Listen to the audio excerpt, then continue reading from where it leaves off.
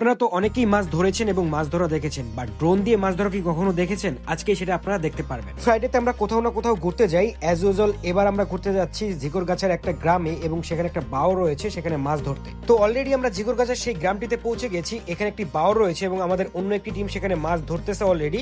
তো আমরা সেখানেই যাচ্ছি এবং সেই জায়গাটা খুঁজে বেড়াচ্ছি, যেহেতু বাওটা অনেক বড়, যার জন্য আমরা এক্সাক্ট লোকেশনটায় যেতে পারছি না, আমরা খুঁজেই বেড়াচ্ছি। এবং দেখুন জাস্ট গ্রামটা কতটা সুন্দর, এবং শীতকালে মেনলি গ্রামীণ পরিবেশ অনেক সুন্দর হয়ে যায় অন্যান্য কালের থেকে।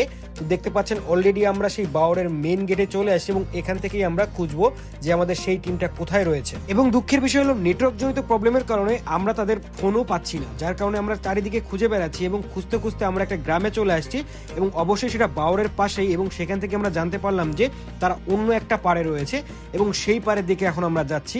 যেহেতু অনেক বড় একটা বাওর, যার কারণে কিন্তু অনেক ঘুরে ঘুরে আমাদের সেই এক্সাক্ট লোকেশনে আসা লাগলো। দেখতে পাচ্ছেন অলরেডি আমরা এক্সাক্ট লোকেশনে চলে আসছি। আমাদের বাওরের নামটা এক্সাক্ট মনে না থাকলেও এই বাওরটা এতটাই বড় যে পুরো একটা গ্রাম নিয়ে এই বাওরটা। এবং যেহেতু শীতকাল, যার কারণে কিন্তু বাওরের মধ্যে থেকে আমরা যেতে পারছি। বর্ষাকালে কিন্তু এই সম্পূর্ণ বাওরটা পানিতে থই থই করে এবং এই শীতকালে কিন্তু প্রচুর পরিমাণে মাছ এখান থেকে ধরা হয়। ফাইনালি আমরা এক্সাক্ট লোকেশনে চলে আসছি অনেক খোঁজাখুঁজির পরে, এবং এসে দেখি তারা কিন্তু এখনো কোনো মাছ পায়নি। বুঝতেই পারছেন সকাল থেকে তারা বসে আছে, বাট কোনো মাছের দেখা নেই। যেহেতু সম্পূর্ণ সেটআপ নিয়ে তারা বসেছে এখানে এবং প্রচুর পরিমাণে খাবার দাবারও নিয়ে আসছে, তারপরেও তারা যেহেতু কোনো মাছ পায়নি, অনেকেই দেখতে পেলাম এখানে হতাশ এবং সবাই মাছ ধরার ট্রাই করেই যাচ্ছে। কিন্তু দুই একটা মাছ ধরতে পারলেও সেই দুই একটা মাছের জন্য কিন্তু মানে যথেষ্ট না, যে পরিমাণে সেটআপ নিয়ে আসা হয়েছে।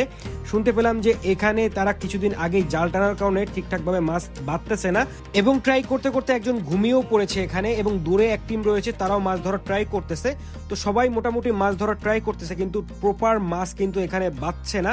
তো কি আর করার, আমরা ড্রোন খুলতেছি, ড্রোন দিয়ে দেখবো যে মাছ কোথায় আছে, কারণ মাছ কিন্তু এখানে পাওয়া যাচ্ছে না। তো ড্রোন দিয়ে আমরা দেখতে চাচ্ছি যে মাছ আসলে কোথায় আছে। আসলে যারা মাছ ধরে তারা কিন্তু জানে এবং পানি দেখলে বুঝতে পারে যে কোথায় মাছ আছে, যার জন্য কিন্তু আমরা ড্রোন দিয়ে দেখার ট্রাই করছি। এবং এই চাচা অনেক হাসছিল যে মাছ দেখতে আমরা ড্রোন ব্যবহার করছি। এবং অনেক কষ্টের পরে আমরা একটা মাছের দেখা পেলাম, অর্থাৎ একটা মাছ ধরা পড়লো এবং মাছটা মোটামুটি 1 কেজির বেশি ওজনের হবে। এবং এখানে যে চাচা ছিল, সে চাচা আমাদের জানাচ্ছিল যে এখানে 22-23 কেজিরও মাছ রয়েছে, বাট আমাদের প্রপারলি জায়গায় আমাদের ছিপটা ফেলতে হবে, যার কারণেই কিন্তু আমরা ড্রোন দিয়ে দেখছিলাম যে আসলে মাছ কোথায় থাকতে পারে। তো এখানে আমরা প্রপারলি চেষ্টা করছি সবাই মিলে মাছ ধরার, এবং তারপরেও অনেকগুলো মাছ আমরা ধরতে পেরেছি।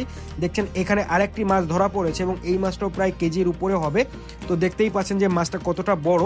তো এই ধরনের মাছ কিন্তু এই বাওরে রয়েছে, এর থেকে আরো অনেক বড় বড় মাছ রয়েছে। তো মাছ ধরতে কিন্তু অনেক ভালো লাগে। যারা মেনলি মাছ ধরার শখ রাখে তারাই জানে যে আসলে মাছ ধরার কতটা মজা, যার কারণে কিন্তু এত টাকা খরচ করে মানুষ মাছ ধরে। এবং